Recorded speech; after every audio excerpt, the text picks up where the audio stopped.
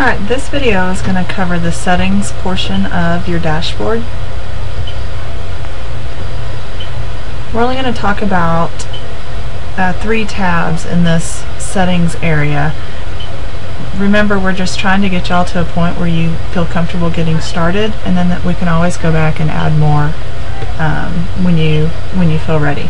So we're going to cover the General tab first, and General brings us to your general settings. Blog title. If you remember when we first started, we talked about your blog title can be changed. Remember, this can change at any time, but it's your blog web address that won't ever change. It will always be whatever you had set it up when you talked to Dirk. The tagline is just going to be a few words. It tells you a few words, explain what your blog's about, so that can be whatever you want there. You're going to want to enter your email address, adjust your time zone. Really, it's just a form that you're filling out here, and it's pretty self-explanatory.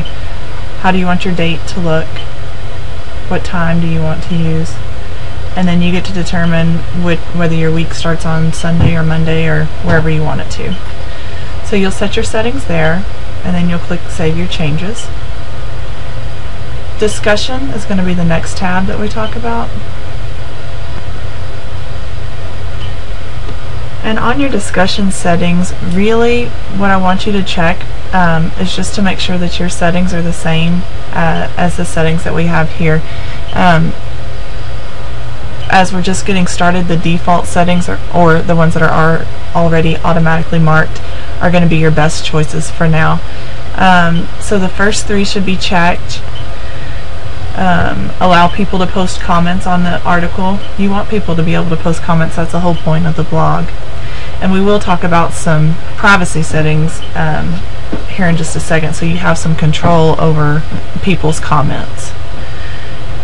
This next section, other comment settings, we want to go ahead and make sure that comment author must fill out name and email. That means that anybody that comments on your blog has to add their name and their email address. You have more strict settings here where the user must be registered and logged in to comment, and that may be something that you decide will be beneficial for your class, so we can talk about that more if you're interested. Email me whenever anyone posts a comment. That just gives you a heads up that there's a new post on your page, or a new comment on your page, and then a comment is held for moderation. If you look further down, this comment moderation is kind of explained here. This is just to help prevent any kind of spam that advertising that may try and post on your blog. So if it has more than if any comment has more than 2 links on there, hyperlinks, then you'll automatically get a message that it's being held for moderation, and that way you can go and check and see if it's something that's legitimate or if it's something that you want to delete and make sure they don't come back. And then this bottom section right here is talking about avatars, and avatars are just the little characters or icons that you can use to represent yourself, and I'll let y'all explore that on your own. So once you add your settings, then again you'll click Save Changes, and your blog will be updated.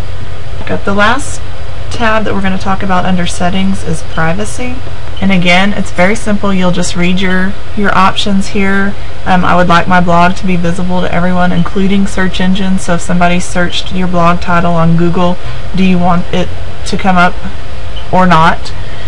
I would like to block search engines but allow normal visitors. So if you don't want anybody in the world to be able to search, then you have a little bit of control with your settings here.